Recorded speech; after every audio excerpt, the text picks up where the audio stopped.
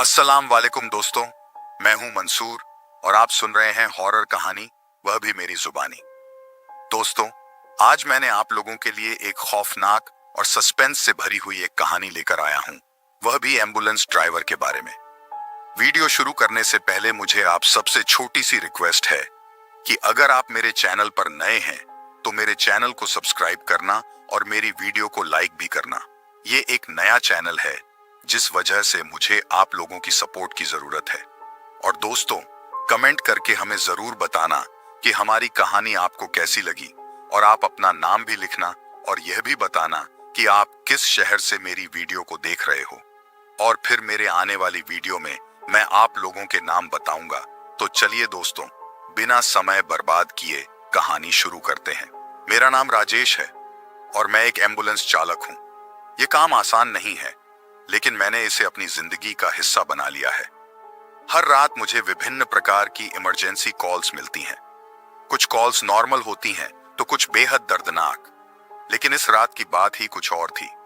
उस रात घना अंधेरा और गहरी खामोशी छाई हुई थी। सड़कें सूनी थीं और हवा में अजीब सी सर्दी थी। मैं अपने एम्बुलेंस में बैठा आराम कर रहा था कि तभी मेरा रेडियो अचानक बज उठा।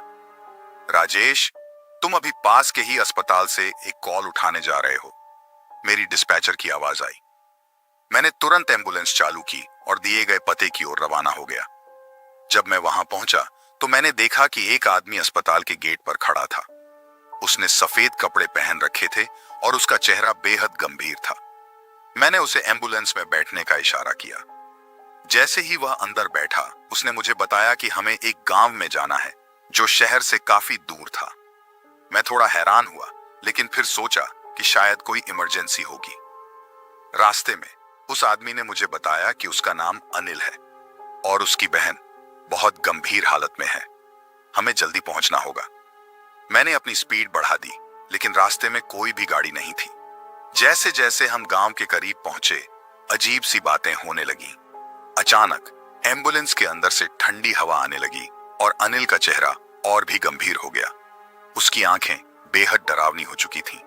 उसने मुझसे कहा, राजेश, तुम बहुत साहसी हो। मैंने उसकी बात को नजरअंदाज करते हुए गाड़ी चलाना जारी रखा। लेकिन फिर अचानक मेरी एम्बुलेंस के सामने एक औरत आ गई। मैंने तुरंत ब्रेक लगाया और एम्बुलेंस रुक गई। मैंने औरत की तरफ देखा।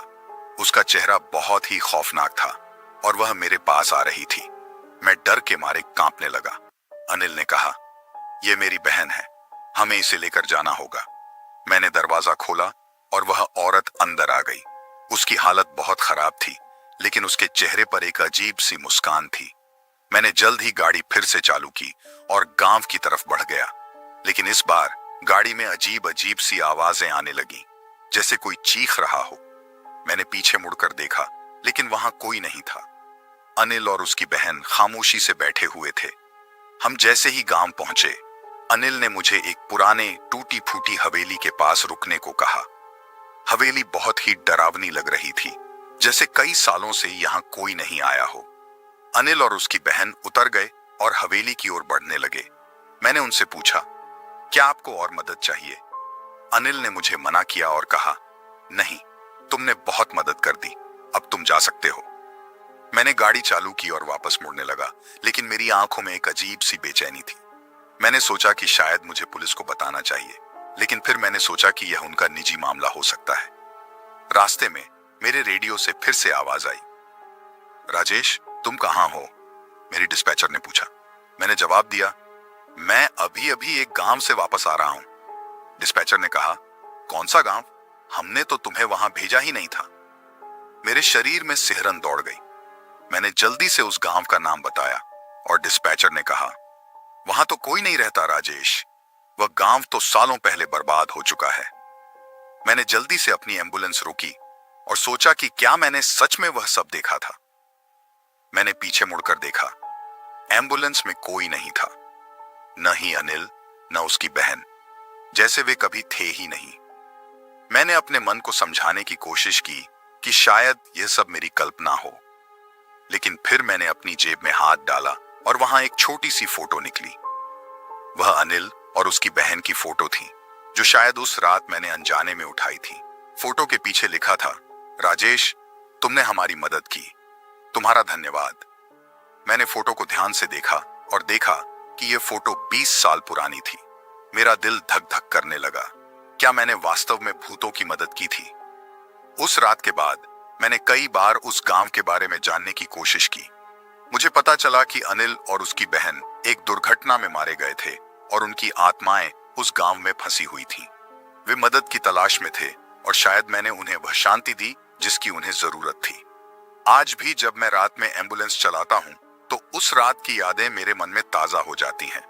मैं अब जानता हूं कि इस दुनिया में बहुत कुछ ऐसा है जिसे हम समझ नहीं सकते और कभी-कभी हमारी मदद भूतों की भी हो सकती है। उस रात की घटना के बाद मेरी जिंदगी में सब कुछ बदल गया। मैं अब हर रात एम्बुलेंस चलाते समय सतर्क रहने लगा। हर गाड़ी के पीछे की सीट पर बैठने वाले को ध्यान से देखता, उसकी हालत को समझने की कोशिश करता। लेकिन अनिल और उसकी बहन की यादें मुझे कभी अकेला नहीं छोड़ती। एक रात जब मैं अस्पताल के बाहर खड़ा था, मुझे एक और कॉल मिली। इस बार भी पता दूर के एक गांव का था, लेकिन मैंने अपनी डर को काबू में रखते हुए गाड़ी चलाने का फैसला किया। जैसे ही मैं वहां पहुंचा, मुझे एक महिला खड़ी दिखाई दी। उसकी हालत बहुत गंभीर थी, लेकिन उसकी आंखों में एक अजीब सी शांति थी। मैंने उसे गाड़ी में बैठाया और अस्पताल की ओर बढ़ने लगा। रास्ते में वह महिला धीरे धीरे बात करने लगी। उसने मुझे बताया कि वह एक प्रसूता है और उसे जल्दी अस्पताल पहुंचना है। मैं उसकी हालत को देखकर समझ गया कि मामला बहुत गंभीर है। मैंने स्पीड बढ़ाई और जल्द ही हम अस्पताल पहुंच गए। महिला को स्ट्रेचर पर लिटाया गया और डॉक्टरों ने उसकी देखभाल शुरू कर दी। लेकिन तभी मुझे डॉक्टर ने बुलाया और कहा, तुम्हें यह पता है कि यह महिला कौन है? मैंने इनकार में सिर हिलाया। डॉक्टर ने बताया, यह महिला भी उसी गांव से है जहां तुम्हें पहले भेजा गया था। उसका नाम सुनीता है और वह भी वर्षों पहले मर चुकी है। मेरे मन में फिर से डर की लहर दौड़ गई। मैंने सुनीता के बारे में और जानने की कोशिश की और पता चला कि वह अनिल और उसकी बहन की दोस्त थी। उसका भी वही हश्र हुआ था। वह भी उस गांव की एक प्रेतात्मा थी जो शांति की तलाश में थी। इस घटना के बाद मैं समझ गया कि शायद मुझे उन आत्माओं की मदद के लिए चुना गया है। मैंने ये बात अपने कुछ दोस्तों को बताई, लेकिन उन्होंने इसे केवल एक भ्रामक कहानी मानकर टाल दिया। लेकिन मैं जानता था कि यह सच है। एक रात जब मैं अपनी एम्बुलेंस में बैठा था, मुझे फिर से एक कॉल मिली। इस बार वह कॉल एक शहर के दूसरे हिस्से से थी। मैं बिना किसी डर के गाड़ी चलाने लगा। जैसे ही मैं वहां पहुंचा, मैंने देखा कि एक बच्चा खड़ा था। उसकी आंखों में डर था, लेकिन वह शांत था। उसने मुझे बताया कि उसकी मां बहुत बीमार है और उसे तुरंत अस्पताल ले जाना है। मैंने उसे गाड़ी में बैठाया और उसकी मां को लेकर चल पड़ा। रास्ते में बच्चे ने मुझे अपने परिवार की कहानी सुनाई। उसकी मां और पिताजी की मृत्यु हो चुकी थी और वह अपनी दादी के साथ रह रहा था। मैं उसकी मासूमियत को देखकर दंग रह गया। मैंने उसे आश्वासन दिया कि उसकी मां ठीक हो जाएगी। जब हम अस्पताल पहुंचे तो डॉक्टरों ने उसकी मां को तुरंत इलाज दिया। लेकिन फिर मुझे वही अजीब सी बात पता चली। बच्चे की मां भी उसी गांव की थी और वह भी वर्षों पहले मर चुकी थी। बच्चे ने मुझसे कहा, धन्यवाद अंकल, आपने मेरी मां की आत्मा को शांति दी। उस रात के बाद मैंने समझ लिया कि मेरी जिंदगी का मकसद केवल लोगों की मदद करना ही नहीं, बल्कि उन आत्माओं को भी शांति देना है जो अपनी अंतिम यात्रा पूरी नहीं कर पाई है। मैं अब हर रात बिना किसी डर के एम्बुलेंस चलाता हूं और हर बार यह सोचता हूं कि शायद आज फिर किसी आत्मा को शांति मिलेगी। मैंने इस काम को अपनी जिंदगी का हिस्सा बना लिया है और अब मुझे डर नहीं लगता। मैं जानता हूं कि यह सफर आसान नहीं है, लेकिन यह मेरी जिम्मेदारी है। मुझे गर्व है कि मैं उन आत्माओं की मदद कर सकता हूं जो शांति की तलाश में हैं। और इस तरह मेरी रातें भले ही डरावनी हों, लेकिन वे एक नेक काम के लिए समर्पित हैं। मेरी एम्बुलेंस अब केवल एक गाड़ी नहीं, बल्कि एक पुल है इस दुनिया और उस दूसरी दुनिया के बीच जहां आत्माओं को शांति मिलती है। उस रात के बाद मेरे जीवन में अजीब घटनाओं की संख्या बढ़ने लगी। अब हर रात एम्बुलेंस चलाते समय मुझे किसी न किसी आत्मा की मदद करनी पड़ती। मुझे यह समझ में आ चुका था कि मैं एक प्रकार का माध्यम हूं जो इन आत्माओं को उनकी अंतिम शांति तक पहुंचाने में मदद करता है। एक दिन मुझे एक कॉल मिली जो मेरे दिल की धड़कनें बढ़ा देने वाली थी। ये कॉल उसी अस्पताल से थी जहां अनिल और उसकी बहन की आत्माओं ने मुझे पहली बार संपर्क किया था। मुझे यह एहसास हो चुका था कि शायद यह मेरी आखिरी और सबसे बड़ी चुनौती हो सकती है। जैसे ही मैं अस्पताल पहुंचा, वहां का माहौल पहले से भी अधिक डरावना था। अस्पताल की इमारत अंधेरे में डूबी हुई थी और वहां के गलियारों में एक अजीब सी शांति छाई हुई थी। मैं अपनी एम्बुलेंस से उतरा और अस्पताल के अंदर जाने लगा। वहां के डॉक्टर और नर्सें भी बहुत ही अजीब तरीके से बर्ताव कर रहे थे, मानो वे किसी गहरे राज्य को छिपा रहे हों। मैंने रिसेप्शन पर जाकर अपनी कॉल की जानकारी ली। मुझे बताया गया कि मुझे तीसरी मंजिल पर जाना है। मैं लिफ्ट से ऊपर चढ़ा और जब दरवाजा खुला तो मैं एक पुराने और जर्जर वार्ड के सामने खड़ा था। वहां का माहौल बहुत ही ठंडा और सन्नाटेदार था। जैसे ही मैंने वार्ड में प्रवेश किया, मुझे एक बूढ़ी औरत दिखाई दी। उसकी आंखों में गहरी पीड़ा और दुख था। मैंने उससे पूछा, आपने मुझे बुलाया था? उसने सिर हिलाते हुए कहा, हाँ राजेश, मेरी आत्मा को भी शांति चाहिए। मैंने उसे अपनी एम्बुलेंस में बैठाया और रास्ते में उसने मुझे अपनी कहानी सुनाई। उसकी कहानी बेहद दर्दनाक थी। उसने बताया कि वह अनिल की मां थी और जब अनिल और उसकी बहन की दुर्घटना हुई थी, तब से उसकी आत्मा इस अस्पताल में भटक रही थी। उसने मुझे धन्यवाद दिया और कहा, तुमने मेरे बच्चों की आत्माओं को शांति दी, अब मेरी बारी है। मैंने उसकी बात सुनी और गाड़ी चलाते चलाते सोचने लगा कि इस काम को कैसे पूरा करूं। तभी उसने कहा, तुम्हें उस गांव में वापस जाना होगा जहां सब शुरू हुआ था। मैं उसकी बात मानते हुए उसी गांव की ओर चल पड़ा। रास्ते में फिर वही अजीब सी घटनाएं होने लगी। एम्बुलेंस के अंदर ठंडी हवा चलने लगी और मुझे पीछे से किसी के चीखने की आवाजें सुनाई देने लगी। लेकिन इस बार मैं डर नहीं रहा था।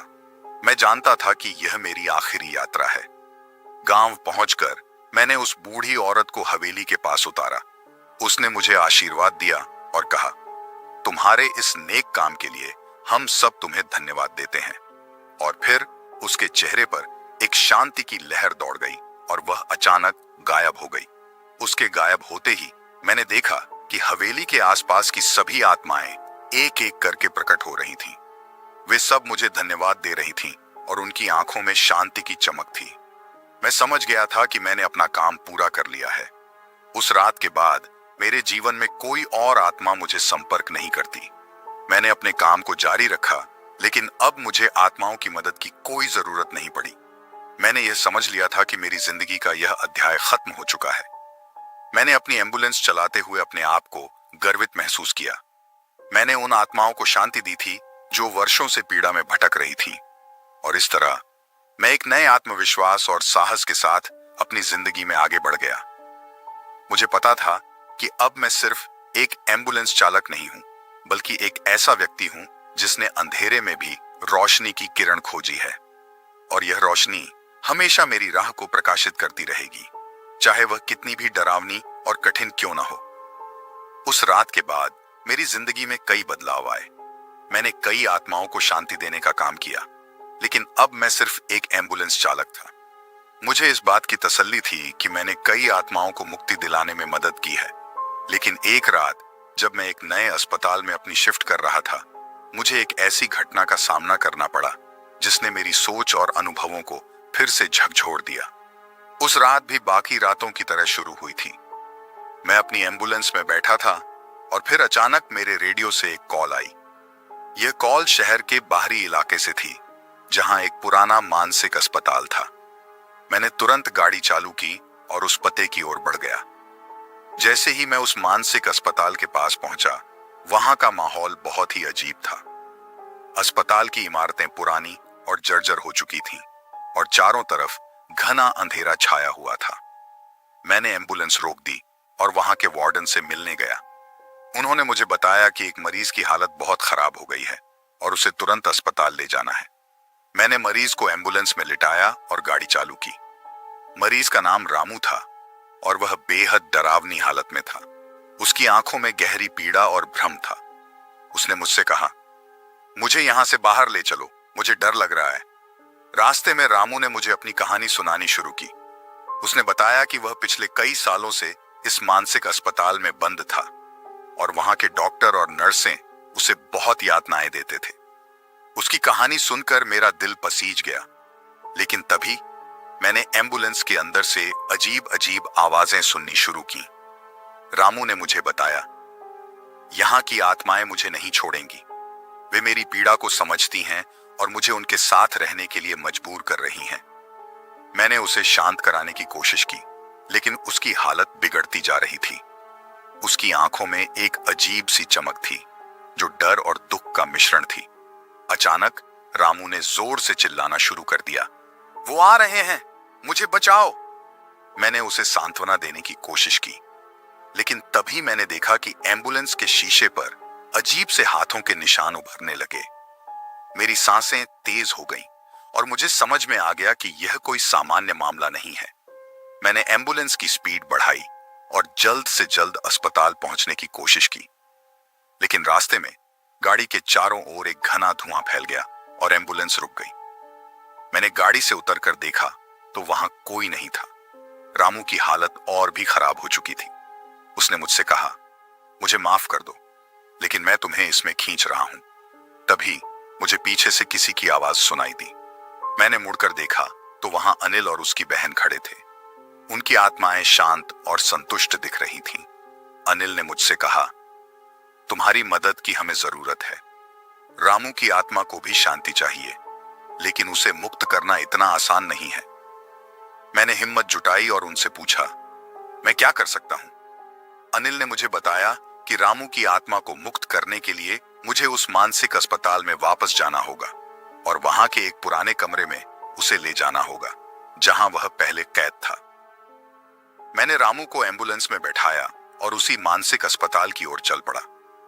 वहां पहुंचकर मैंने उसे उस पुराने कमरे में ले जाकर रखा। कमरे के अंदर घना अंधेरा था, लेकिन जैसे ही हमने रामू को वहां रखा, एक अजीब सी शांति फैल गई। रामू ने धीरे धीरे आंखें बंद की और उसकी पीड़ा खत्म हो गई। उसकी आत्मा को शांति मिल गई थी। लेकिन कमरे के अंदर का माहौल अचानक बदलने लगा। दीवारों पर अजीब से चिन्ह उभरने लगे और चारों तरफ एक तेज रोशनी फैल गई। अचानक मैंने देखा कि कमरे में अनिल, उसकी बहन और रामू की आत्माएं एक साथ खड़ी थीं। उन्होंने मुझे धन्यवाद दिया और कहा, तुमने हमें शांति दी है, अब हम मुक्त हैं। उनकी आत्माएं धीरे धीरे गायब हो गईं और कमरे में फिर से अंधेरा छा गया। मैं समझ गया था कि मैंने अपनी जिम्मेदारी पूरी कर ली है। उस रात के बाद मुझे और आत्माओं की मदद के लिए कोई कॉल नहीं आई। मैंने अपनी एम्बुलेंस चलाना जारी रखा, लेकिन अब मेरा मन और भी शांत था। मुझे पता था कि मैंने उन आत्माओं को शांति दी है जो वर्षों से पीड़ा में भटक रही थीं, और इस तरह मैंने अपनी जिंदगी को एक नए मकसद के साथ आगे बढ़ाया। अब मैं सिर्फ एक एम्बुलेंस चालक नहीं था, बल्कि एक ऐसा व्यक्ति था जिसने आत्माओं को उनकी अंतिम शांति दिलाने में मदद की थी। मेरी यात्रा अभी भी जारी है, लेकिन अब मैं हर रात अपने काम को गर्व के साथ करता हूं, यह जानकर कि मैंने कुछ खास किया है। रात का तीसरा पहर था और मैं, एक एम्बुलेंस चालक, अपने ड्यूटी पर था। मेरी शिफ्ट लगभग खत्म होने वाली थी और मैं कुछ सुकून के पल बिताने की सोच रहा था। अचानक रेडियो पर एक कॉल आई, तेज दुर्घटना, हाईवे नंबर 7 के पास, तुरंत पहुंचे। मैंने सोचा ये आखिरी केस होगा आज की रात का, और बिना देरी किए एम्बुलेंस को दौड़ाया। रात गहरी थी और आसमान में चांद बादलों के पीछे छुपा हुआ था। हाईवे पर सन्नाटा था, केवल मेरे एम्बुलेंस की रोशनी और सायरन की आवाज गूंज रही थी। जब मैं दुर्घटना स्थल पर पहुंचा तो दृश्य बेहद भयानक था। एक कार पूरी तरह से पलटी हुई थी और उसके पास खून से लथपथ एक आदमी पड़ा हुआ था। मैंने जल्दी से अपने उपकरण उठाए और उस व्यक्ति की ओर भागा। उसके शरीर में हलचल थी, लेकिन उसकी हालत बेहद गंभीर लग रही थी। सर, आप मेरी आवाज सुन सकते हैं? मैंने उसे हिलाकर पूछा। उसने अपनी धुंधली आंखें खोलीं और बस एक शब्द कहा, भूत। फिर वो बेहोश हो गया। मैंने उसे स्ट्रेचर पर लिटाया और एम्बुलेंस में रख दिया। गाड़ी में बिठाकर मैं हॉस्पिटल की ओर रवाना हुआ। सड़कें सुनसान थीं और चारों ओर अजीब सी शांति थी। रास्ते में उस आदमी ने एक बार फिर आंखें खोली और बुदबुदाया, मुझे बचाओ, वह आ रहा है। मैंने सोचा, शायद ये उसका सदमा है। मैंने उसे शांत करने की कोशिश की। आप ठीक हो जाएंगे, हम अस्पताल जा रहे हैं। लेकिन उसकी आंखों में डर साफ नजर आ रहा था। फिर अचानक एम्बुलेंस के भीतर की लाइटें झपकने लगी। पहले तो मुझे लगा कि यह तकनीकी खराबी है, लेकिन तभी मैंने पीछे की तरफ देखा। उस आदमी का शरीर कंपा रहा था, जैसे कोई अदृश्य शक्ति उसे खींच रही हो। मैंने गाड़ी रोकी और पीछे जाकर देखा। उसकी हालत और भी खराब हो चुकी थी। उसकी सांसें उखड़ रही थीं। मैंने तुरंत सीपीआर शुरू किया, लेकिन तभी उसने मेरी कलाई पकड़ ली और जोर से चिल्लाया, वह यहां है। उसके चिल्लाने के साथ ही एम्बुलेंस के चारों ओर अजीब सी आवाजें आने लगीं, जैसे कोई हमसे बात कर रहा हो। मुझे लगा ये मेरा वहम है, लेकिन अचानक एम्बुलेंस का दरवाजा अपने आप खुल गया। ठंडी हवा का झोंका अंदर आया और मेरे सामने एक धुंधली परछाई दिखाई दी। वह परछाई धीरे धीरे स्पष्ट हो रही थी। यह किसी इंसान की आकृति थी, लेकिन उसका चेहरा अंधेरे में डूबा हुआ था। मेरे रोंगटे खड़े हो गए। मैं समझ नहीं पा रहा था कि यह क्या हो रहा है। वह परछाई धीरे धीरे मेरे पास आई और उस आदमी की ओर इशारा किया। जैसे ही उसने इशारा किया, उस आदमी ने आखिरी सांस ली और उसके शरीर में हलचल बंद हो गई। मेरी आंखों के सामने उसकी जान चली गई थी। मैं सदमे में था। परछाई ने मेरी ओर देखा और अचानक गायब हो गई। एम्बुलेंस का दरवाजा अपने आप बंद हो गया और लाइटें वापस सामान्य हो गईं। मैंने गाड़ी स्टार्ट की और तेजी से अस्पताल की ओर बढ़ा। मैं समझ नहीं पा रहा था कि यह सब क्या था। क्या वह आदमी सही कह रहा था? क्या सचमुच कोई भूत उसका पीछा कर रहा था? अस्पताल पहुंचकर मैंने डॉक्टरों को सारी स्थिति बताई। उन्होंने उसकी डेड बॉडी को पोस्टमार्टम के लिए भेज दिया। मैं हताश होकर बाहर आया और बैठकर सोचने लगा कि यह सब क्या था। कुछ दिनों बाद पुलिस ने मुझे बुलाया और बताया कि वह आदमी 1 साल पहले ही मर चुका था। उसके परिवार वालों ने बताया कि उसकी आत्मा कभी चैन से नहीं रहती थी। वह हमेशा कहता था कि कोई उसे मारने आ रहा है। मुझे अब यकीन हो गया था कि उस रात मैंने जो देखा वह सिर्फ एक वहम नहीं था। वह परछाई, वह डर, वह आदमी के आखिरी शब्द, सब कुछ सच था। वह भूत वास्तव में उसका पीछा कर रहा था। इस घटना के बाद मैंने अपनी नौकरी छोड़ दी। अब मैं कभी भी रात में ड्राइव नहीं करता। जब भी एम्बुलेंस की सायरन की आवाज सुनाई देती है, मेरे दिल की धड़कन तेज हो जाती है। शायद कुछ रहस्य हमेशा रहस्य ही रहने चाहिए। नौकरी छोड़ने के बाद भी वो रात मेरे सपनों में बार बार लौट आती थी। हर रात मैं उस भयानक दृश्य को याद करता और पसीने में डूबा जाग जाता। मनोचिकित्सक से भी मिला, लेकिन कोई फायदा नहीं हुआ। उन्होंने कहा कि ये सदमे का असर है और धीरे धीरे ठीक हो जाएगा। पर मुझे पता था कि ये सिर्फ सदमा नहीं था, कुछ और ही था। एक रात जब मैं बिस्तर पर लेटा हुआ था, तो अचानक दरवाजे पर खटखटाहट हुई। घड़ी पर नजर डाली, रात के 3 बज रहे थे। इतनी रात को कौन हो सकता है? डरते हुए दरवाजा खोला तो सामने कोई नहीं था। सिर्फ एक सफेद कागज का टुकड़ा गिरा हुआ था। मैंने कागज उठाया और देखा, उस पर एक पता लिखा हुआ था और नीचे लिखा था, सच जानना है तो यहां आओ। पहले तो मुझे लगा कि ये कोई मजाक है, लेकिन फिर कागज को देखता रहा। अंत में मेरे मन में जिज्ञासा जागी और मैंने तय किया कि वहां जाऊंगा। अगले दिन मैंने उस पते को खोजने की कोशिश की। वह पता शहर के बाहर एक पुरानी सुनसान हवेली का था। शाम होते होते मैं उस हवेली के पास पहुंचा। यह जगह एकदम सुनसान और डरावनी थी। हवेली के चारों ओर झाड़ियां उगी हुई थीं और एक अजीब सी गंध आ रही थी। मन में डर था, लेकिन कुछ तो था जो मुझे अंदर खींच रहा था। दरवाजे को धक्का दिया तो वह चरमराता हुआ खुल गया। अंदर घुप अंधेरा था। मैंने टॉर्च जलाया और अंदर कदम रखा। हर कोने से धूल और जाले लटके हुए थे।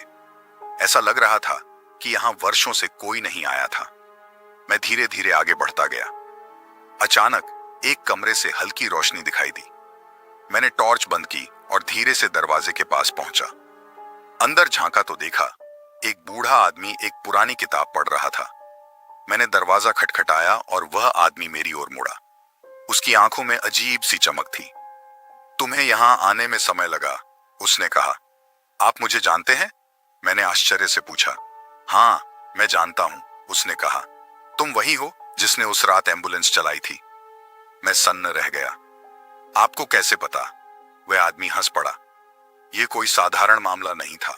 वह आदमी जिसे तुमने बचाने की कोशिश की थी, उसका आत्मा चैन से नहीं रह सकता था। उसने अपनी मौत से पहले बहुत पाप किए थे और उसकी आत्मा को शांति नहीं मिली।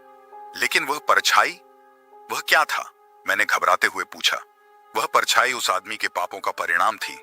वह उसकी आत्मा को हमेशा के लिए कैद करने आई थी। मैंने ठंडी सांस ली। तो क्या इसका मतलब है कि वह आत्मा अब चैन में है? नहीं, उसने गंभीरता से कहा।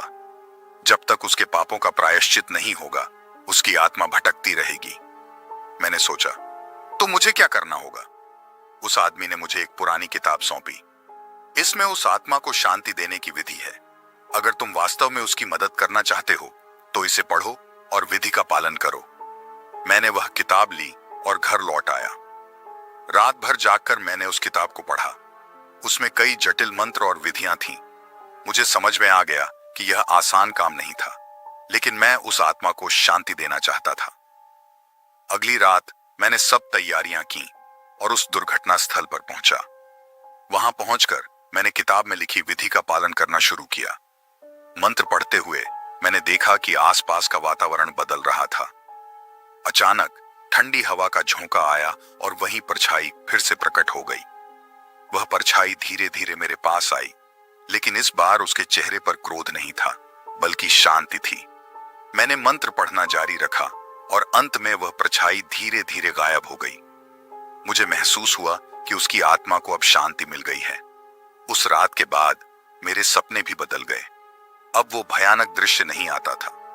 मुझे अब यकीन हो गया था कि मैंने सही किया और उस आत्मा को मुक्ति मिली। इस घटना ने मुझे बहुत कुछ सिखाया।